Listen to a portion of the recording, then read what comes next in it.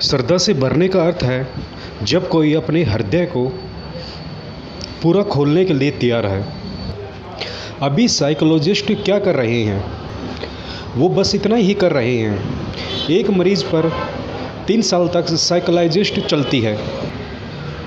Coach पर लिटाया है मरीज को, घंटों हजारों घंटों चर्चा होती जाती है। मरीज कहता जाता है, चिकित्सक सुनता जाता है। किस लिए?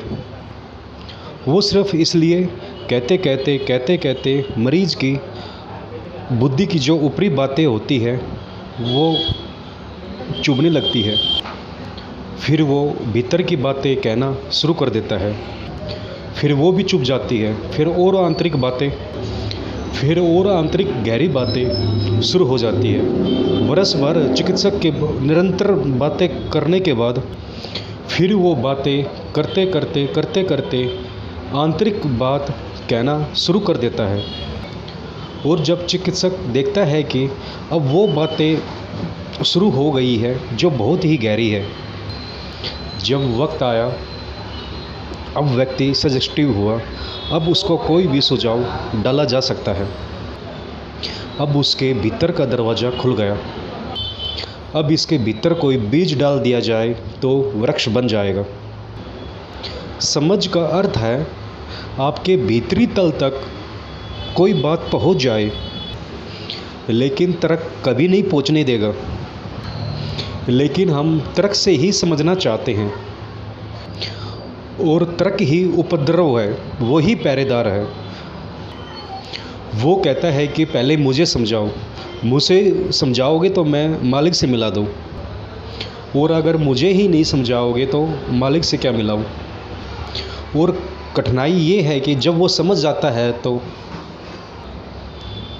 जब वो समझता है कि समझ गया, मालिक हो गया, फिर वो देखता है कि समझ तो हो गई मगर कोई हल नहीं हुआ।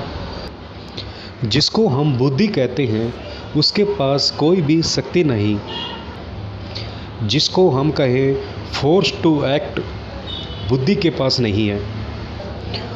और जो शक्ति फोर्स टू एक्ट, काम करने की जो शक्ति है, वो बुद्धि के पीछे छिपे किसी गहरे तल में है। इसलिए ये विविधान पड़ता है।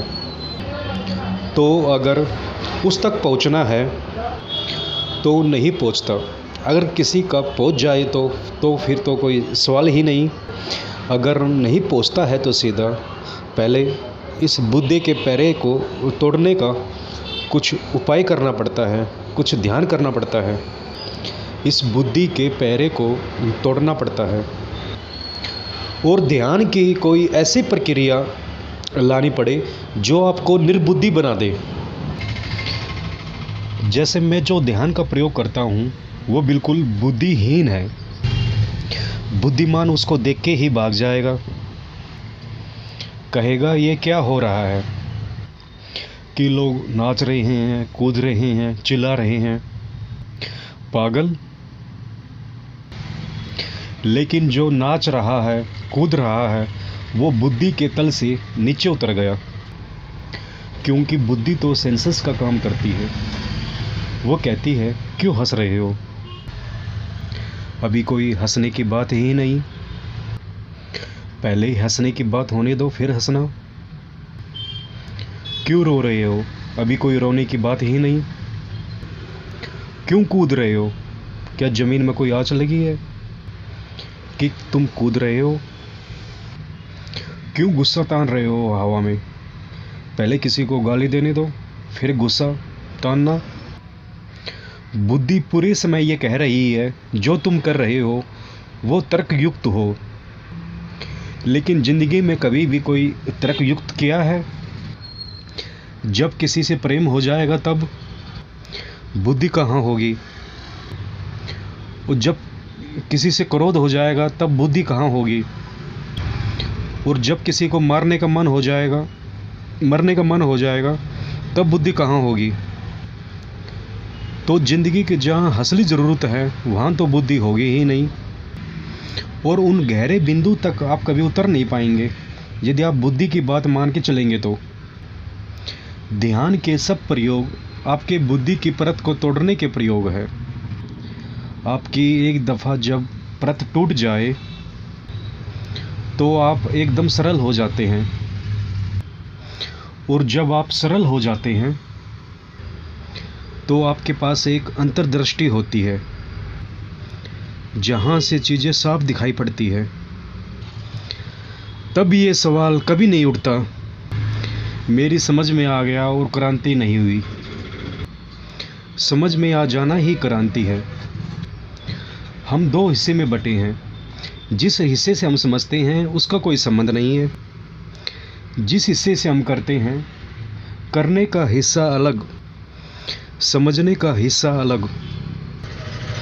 घर डिवाइडेड है, दो टुकड़ों में बटा हुआ है। जिसके हाथ में ताकत है करने की, वो समझ में नहीं आता। जिसके हाथ में कोई ताकत नहीं है करने की, वो समझने के लिए आता है। इन दोनों के बीच कभी कोई मेल नहीं होता। अब इसमें क्या किया जाए? इसमें एक ही उपाय है कि आप जो समझने की परत है उसको तोड़कर ना समझे की परत में उतरे और थोड़ा ना समझ होके देखें,